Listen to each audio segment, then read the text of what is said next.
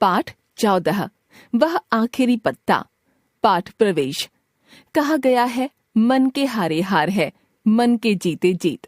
यह कहानी इसी जीवन मंत्र को सिखाती है। लेखक ओ हेनरी की प्रसिद्ध कहानी वह आखिरी पत्ता, द लास्ट लीफ को सुंदर अनुवाद द्वारा प्रस्तुत किया जा रहा है। दिल के मर्म को छूने वाली यह कहानी जीवन में सच्ची मित्रता की पहचान, त्याग और हर परिस्थिति में आशावादी बने रहने की सीख देती है। अमेरिका के रहने वाले महान लेखक ओ हेनरी ने वॉशिंगटन के मौसम, जनजीवन, सामाजिक वातावरण सभी को बहुत करीब से आत्मसात किया था। वहीं कलाकारों की एक छोटी बस्ती थी जो वॉशिंगटन के पश्चिमी भाग में बसी थी। इस बस्ती में अनेक घुमावदार गलियों के बीच अनगिनत घर बसे हुए थे। वहीं एक घर में सू और जानसी नाम की 2 चित्रकार भी रहती थीं।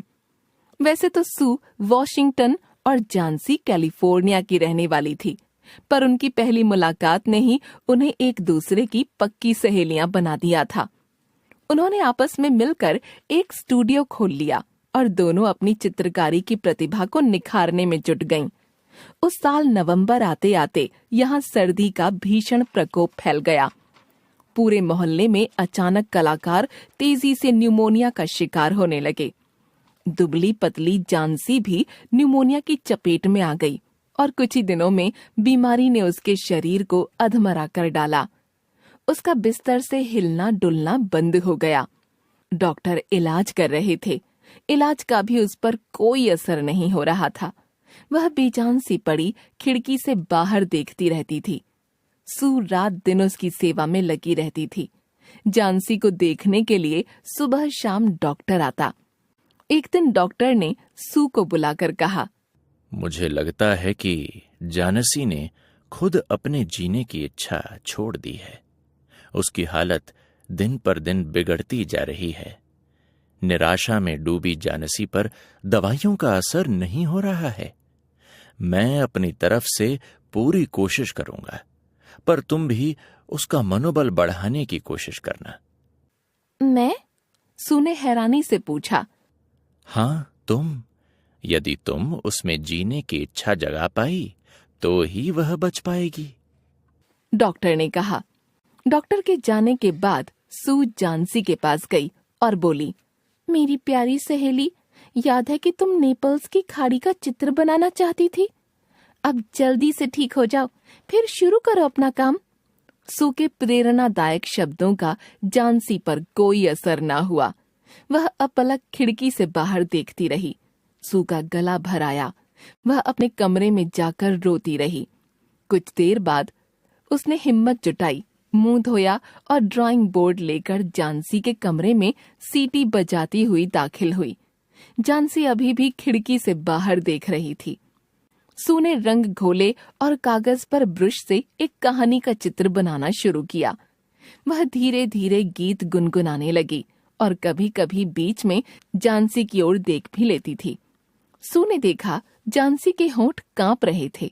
उसने चित्र में रंग भरना छोड़कर जानसी को बड़े ही ध्यान से देखा। जानसी खिड़की के बाहर देखती हुई उल्टी गिनती गिन रही थी। 12, 11। जानसी रुकी, फिर कुछ देर बाद बोली, 10, 9, 8। सू अब काफी परेशान हो उठी। उसने कूची पटकी और खिड़की के पास पहुंच गई। वह हैरान थी, आखिर जानसी क्या गिन रही है। खिड़की के बाहर बरामदे में सन्नाटा पसरा था। सामने ईंट की दीवार से अंगूर की एक बेल चिपकी हुई थी। बेल के सभी पत्ते लगभग झड़ चुके थे। उसकी 1-2 शाखाओं पर ही कुछ पत्ते दिखाई दे रहे थे। सू ने मुड़कर जानसी से पूछा, क्या गिन रही हो? जानसी ने उसकी बात पर ध्यान नहीं दिया और फिर कुछ पल बाद बोली, 7, 6।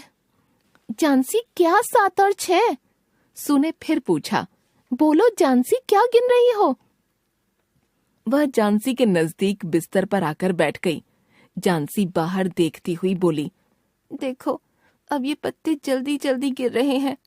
उसका गला आवाज से भर आया था।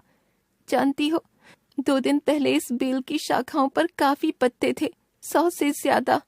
ओह, एक पत्ता और गिर गया। वह चुप हो गई। पत्ते गिर रहे हैं तो क्या हुआ? सू ने हैरानी से पूछा। क्या तुम नहीं जानती, जैसे ही बेल का आखिरी पत्ता गिरेगा मैं भी मर जाऊंगी। इस बात का एहसास सप्ताह से है। डॉक्टर ने तुम्हें कुछ नहीं बताया? जानसी ने धीमी आवाज में कहा। चुप रहो, ऐसी बेवकूफी भरी बात मैंने आज तक नहीं सुनी। सू ने जानसी के माथे पर हाथ रखते हुए कहा।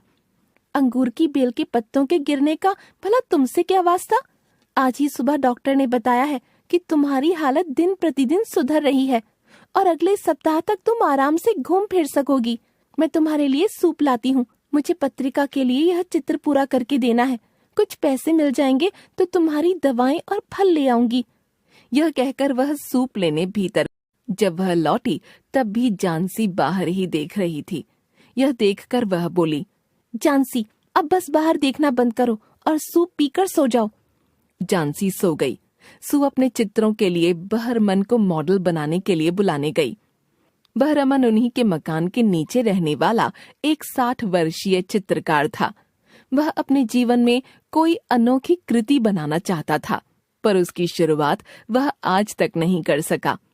वह दूसरे कलाकारों के लिए मॉडल बनकर अपना निर्वाह करता था। सू और जानसी को बहरमन बेटियों की तरह चाहता था। जब सू ने जानसी के पत्ते गिनने और निराशा की बात बताई तो वह गुस्से से बोला, पागल हो गई है यह लड़की। भला पत्ते गिरने से भी कोई मरा है? मेरे रहते हुए जानसी इस तरह से नहीं मर सकती। मैं एक दिन एक अनोखी कलाकृति बनाऊंगा और फिर हम सब मजे से रहेंगे। बहरमन और सू ऊपर पहुंचे। जानसी सो रही थी। बहरमन ने पर्दा हटाकर खिड़की से बाहर देखा। बाहर बर्फ गिर रही थी और तेज हवाएं चल रही थीं। वह कुछ पल बाहर देखता रहा, फिर पर्दा डालकर मॉडल बनकर बैठ गया। सू चित्र बनाने लगी। चित्र पूरा होने पर बहरमन चुपचाप चला गया। अगली सुबह जब सू जानसी के पास आई तो उसकी आंखें खुली थीं। जानसी धीरे से बोली, पर्दा हटा दो। सू ने लंबी सांस ली और धीरे से पर्दा हटा दिया। बाहर अभी भी तेज बारिश और हवा थी। अंगूर की बेल पर एक पत्ता लटका हुआ था। उसका रंग गहरा था। जानसी बोली, अरे, यह एक पत्ता अभी भी लटका हुआ है। मुझे लगा था कि यह टूट चुका होगा और मैं आज मर जाऊंगी। वह पत्ता इतनी तेज हवाओं में भी नहीं टूटा। शायद यह मुझे कुछ सिखाना चाहता है। मरने की इच्छा से अच्छा है हिम्मत से संघर्ष करना। सू, मुझे लग रहा है कि जीवन से हिम्मत हारकर मरने की इच्छा बुरी बात है। फिर दोपहर में डॉक्टर जानसी को देखने आए। उन्होंने कहा, जानसी अब खतरे से बाहर है। सू, तुम जीत गई। तुम्हारी सेवा का यह कमाल है। जाते जाते उन्होंने बताया कि बहरमन को न्यूमोनिया हो गया है और 2-3 दिनों में जानसी काफी अच्छी हो गई थी। वह बैठी स्वेटर बुन रही थी कि चौकीदार ने आकर बताया कि बहरमन के अस्पताल में मृत्यु हो गई है। डॉक्टर उसे बचा नहीं पाए। सू ने खिड़की से बाहर जमीन पर पड़े हरे रंग और ब्रुश को देखा। अंगूर की बेल का वह हरा पत्ता अब भी वहीं लटका हुआ था। सू ने कहा, जानसी देखो, खिड़की के बाहर ईंट की दीवार को।